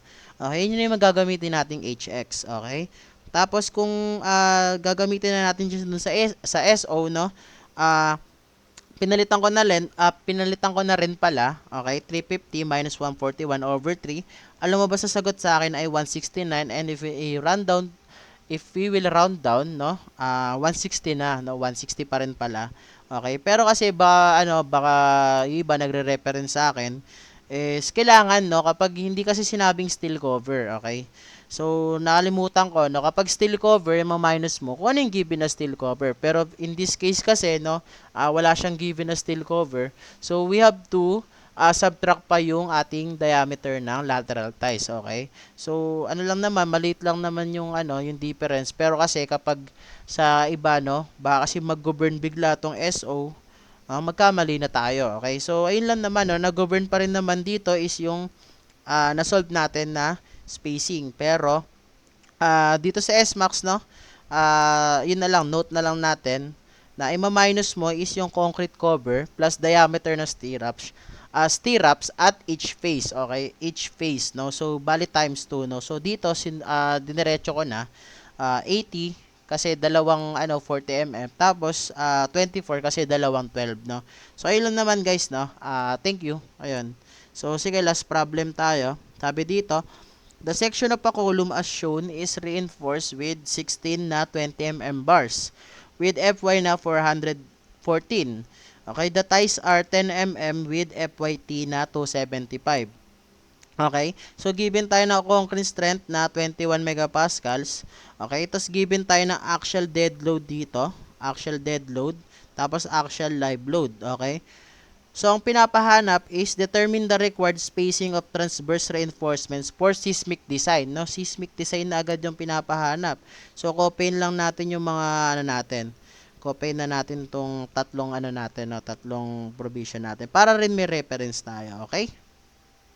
Okay, so ayun, no, na-copy na natin yung mga code provision natin pagdating sa seismic requirements. So gamitin na natin, no, magagamit natin 'yan. Kasi yun yung pinapahanap, no, yung spacing based sa seismic design. Okay? So hindi na tayo dadaan ng force base, no, rekta na tayo seismic design. Okay? So, mapapansin nyo, yung natin, yung section natin is still using rectilinear hoop, no? So, dito pa rin tayo sa una lang, no? Dito lang. Ayan. Dito tayo sa rectilinear hoop. So, magiging natin, tawag dito? Main equation natin, working equation natin, itong ASH over SBC pa rin yung kanina. Okay? So, check na natin yung conditions natin. Okay? So, actually, meron tayong PU dyan na given, guys. No? Magkakaroon tayo ng given na PU dyan. Pero, kailangan pa natin i-solve. So, paano natin susolve yun? No? PU. Pag sinabing PU, ultimate compression or ultimate axial forces na acting on your column. And since we are given actual dead load na 1676 saka actual live load na 2000, those are still service loads, no? So we have to apply load combinations para makuha natin yung ultimate nila na actual force, no? So how we will apply na ano i-apply natin diyan na load combination, no? Yung favorite natin, guys, no? Yung favorite natin 1.2 DL plus 1.6 na live load, no? So, apply na natin yung favorite natin na yan. Okay? So, 1.2, ang dead load natin ay 1676 plus 1.6, no, na live load natin. Ang live load natin ay 2,000 kilonewton. Okay? 2,000 kilonewton. So, with that, makukuha natin yung PU natin or yung ultimate axial force acting on the column by just pressing 1.21676 plus 1.6 2,000 on your calculators, no? So, ayan. Nakuha natin dito ay 5211.5 kilonewton, okay? So, with that, pwede na nating ipagko-compare, no, dito sa mga conditions. Okay? So, ayan, ito. Solve muna natin to. Okay? So, ayan, no? Ano yun? 0.3 AG F prime C, okay? 0.3. Ang gross area natin, guys, ang gross area natin, since this is just a rectangular section, so, ano lang, length times width, no? 600 by 400 lang. 600 by 400. Okay? Tapos, ang F prime C natin is given, no? 21. Sorry, guys, no? Talaga, parang kinakabag si classmate. Din napadigay ng tigay. Anyway, ang F prime C natin ay 21 megapascals. Okay? And let us just divide this to 1,000 para maging kilonewton na ma-compare natin. Okay? With that, salpak lang natin sa calcu. 600 times 400 times 21. Nakuha natin sagot dito ay 1512. Okay? Kilonewton.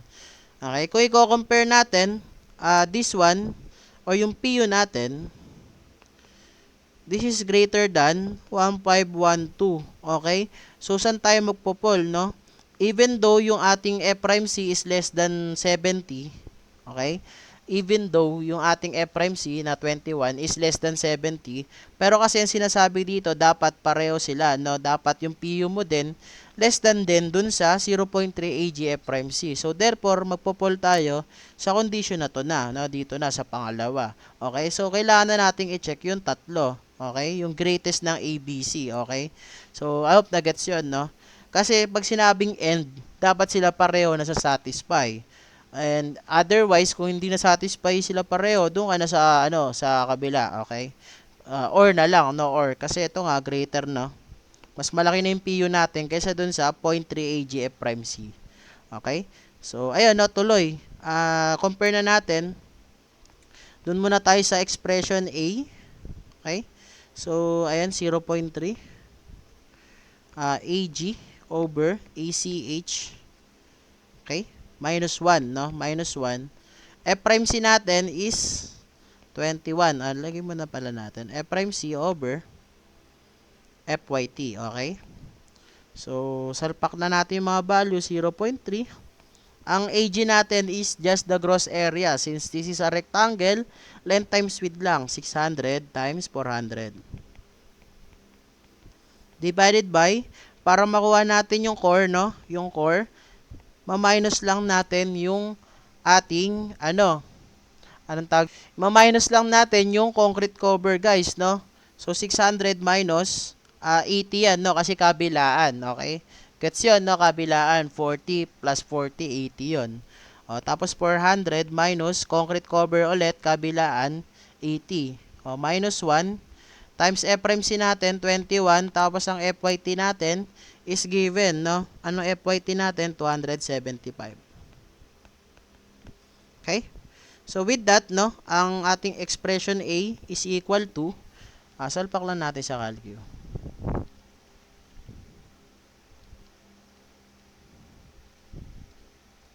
Minus 1 times 21 over 275.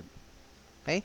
So, ang ating value dito ay 0.01013287. Okay? So, store na lang natin to siguro sa letter A. Okay? So, for expression B, no?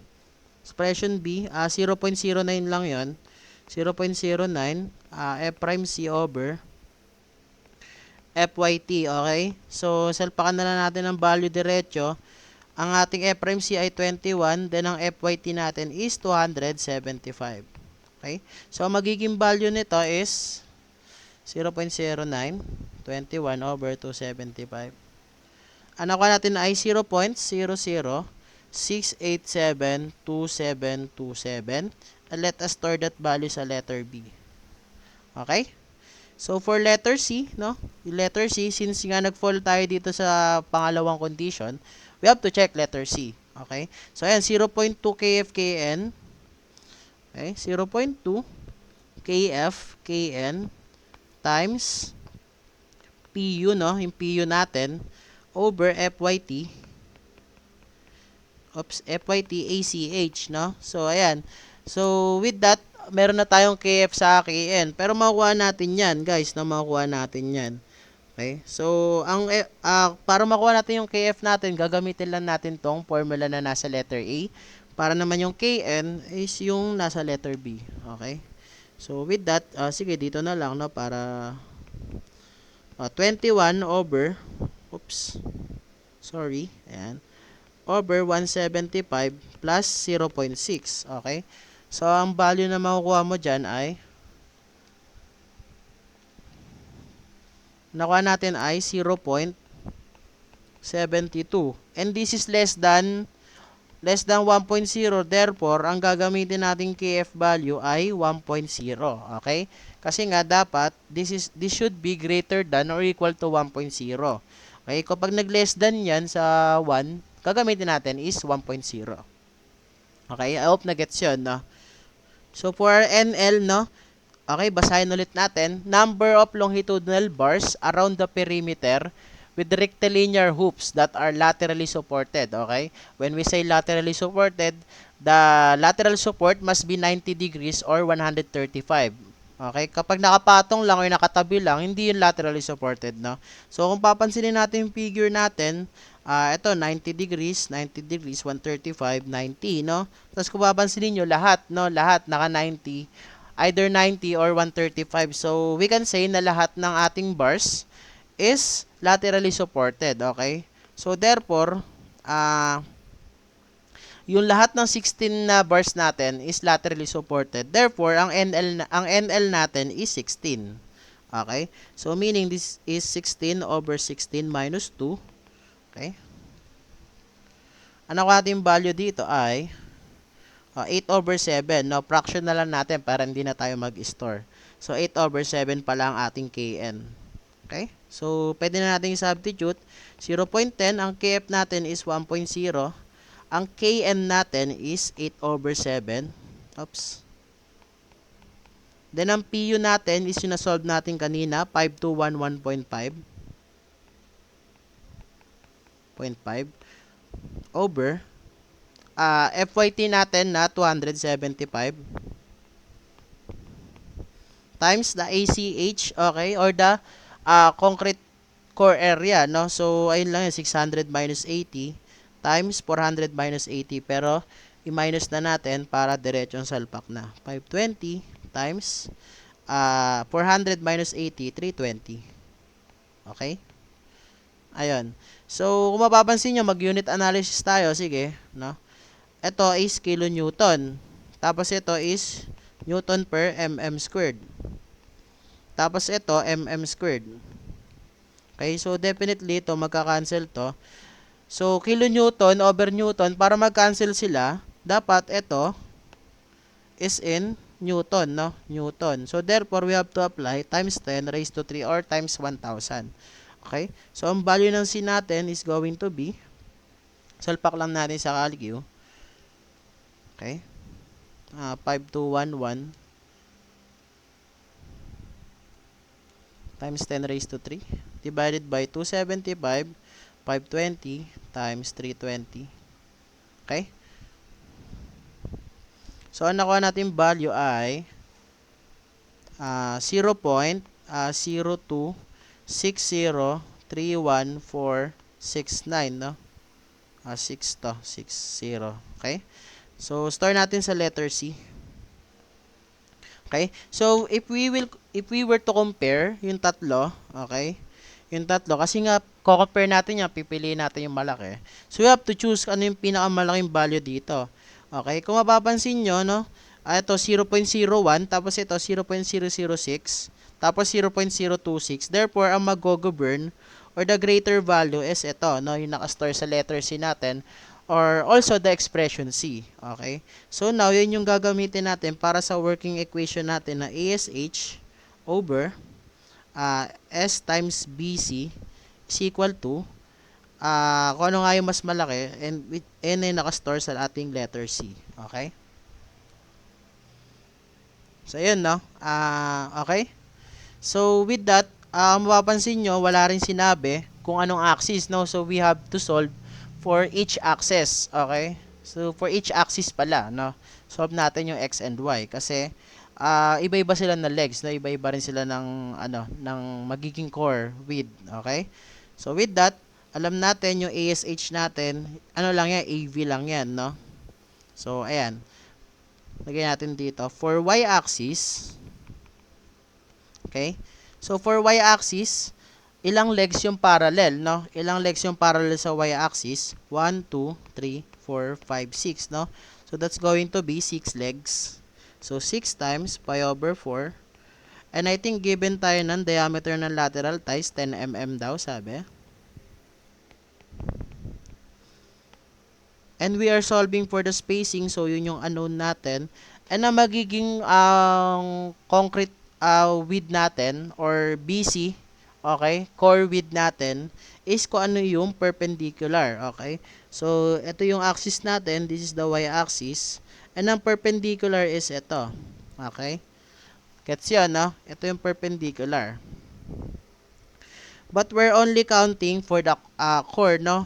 Or the core nung width natin. So, ito lang yung magiging BC natin. So, we have to subtract concrete cover para dun sa, para makuha lang natin score. Okay? So, 600 minus 80. Okay? Which is 40 plus 40, no? Each face. Okay? So, equate natin dun sa nakuha natin value sa C. Okay? So, ang spacing na nakuha natin for y-axis is, sorry guys, ayan. Salpak lang natin sa CalQ.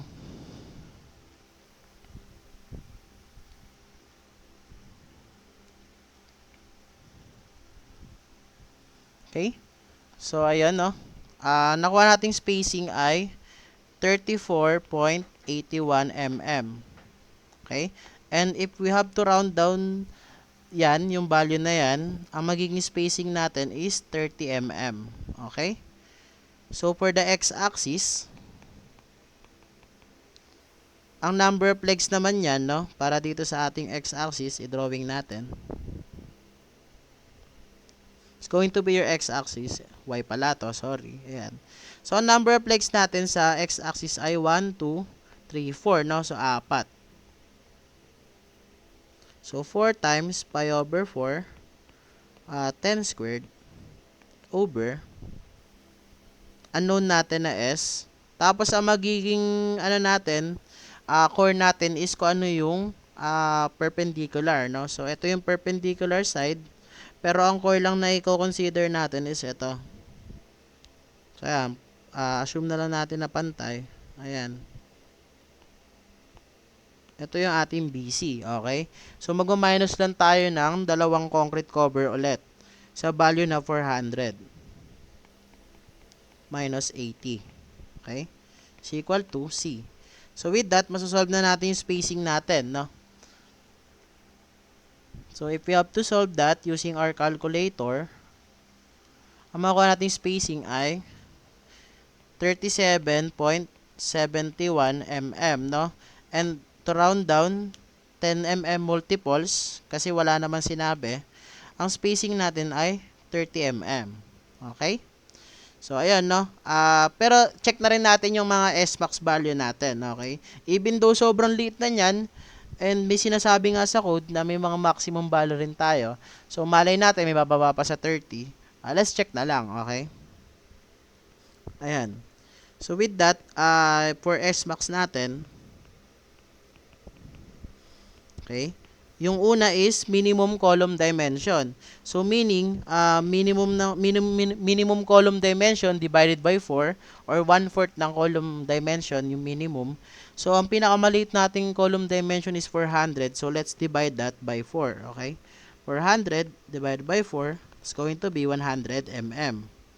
Okay? For letter B, ayun yung 6 dB or the smallest longitudinal bars. Okay? So, 6 times, ano yung smallest longitudinal bar natin? So, pare-pareho lang sila, no? 20. So, 6 times 20. So, 120. Tapos, solve na rin natin yung SO natin, yung 100 plus 350 minus HX over 3, no? So, let's get the value of HX. Okay, so burahin ko na to yung mga drawing natin, no? Dito na rin tayo magsusulat or dito na tayo mag-drawing ng figure. So, ayan, solve na lang natin kung ano yung mga value ng xi natin. And the largest xi is going to be the hx. Okay?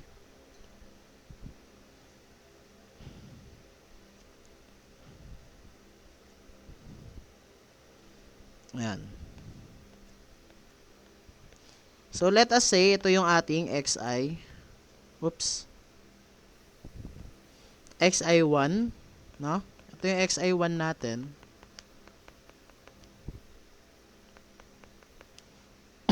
Excuse me. Okay? So, to solve for xi1, ano lang yan, no? 600. Tapos, kung ilang xi, so, in this case, 5. No? 5 xi1. And since, kung mapapansin nyo, ang given na sa atin is still cover, no? 60. So, yun na yung mismo minus natin or i-add natin dun sa mga xi para mag-equate siya sa 600. Kasi yung kanina, wala tayong given na still cover, no? So, nakalimutan natin i-minus yung diameter pa ng lateral ties. Pero this one, given na tayo na steel cover. So, let's take advantage of that, no? Okay? So, plus natin yan, 60 each side. So, magiging 120. Okay? So, drawing na lang natin, sulat na lang natin, 2 times 60. Okay? So, ang xi1 value natin is going to be 5 xi1 plus 2 times 60. Okay? So, natin value dito ay 96 mm. Okay? So, for the xi2 naman, no, para naman sa parallel sa y-axis, solve na lang din natin. Ayan. In this case naman, no, meron tayong tatlong xi2. Okay? So, take note, no, lahat naman ng bars kasi is laterally supported.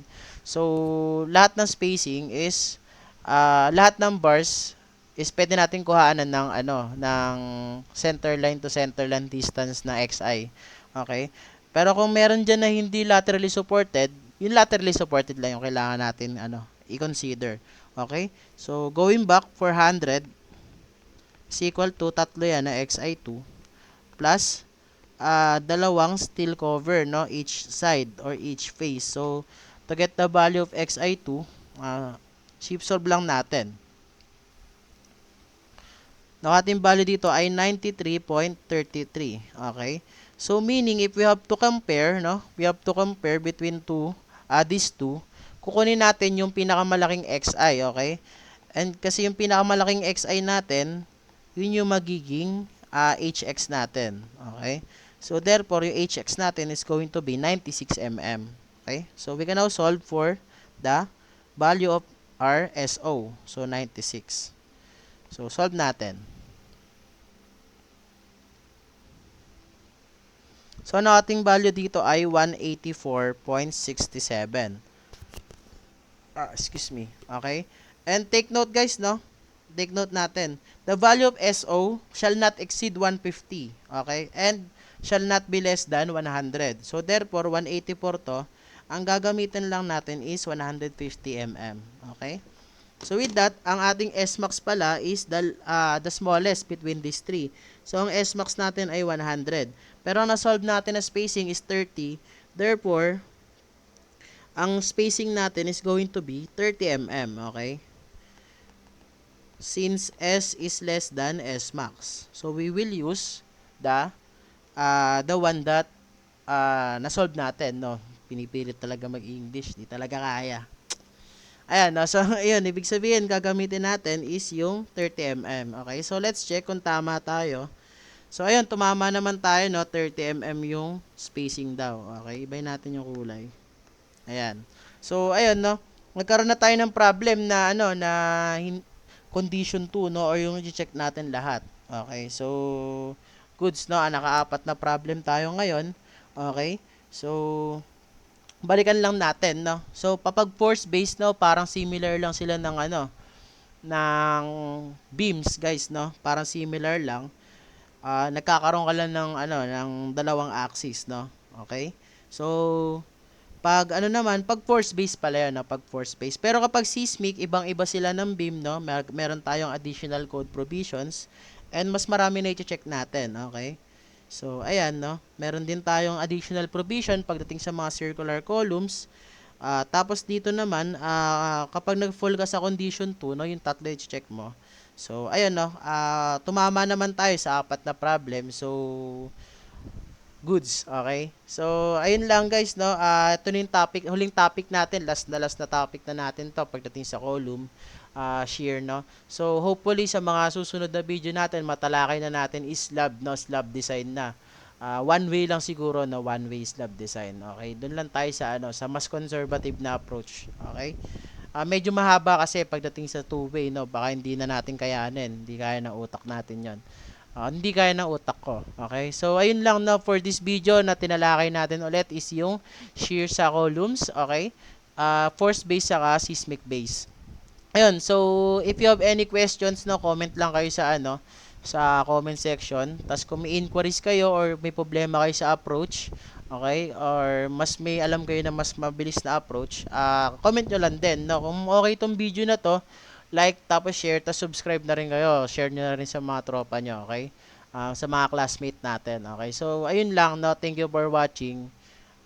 Next video na lang ulit. Okay, bye-bye.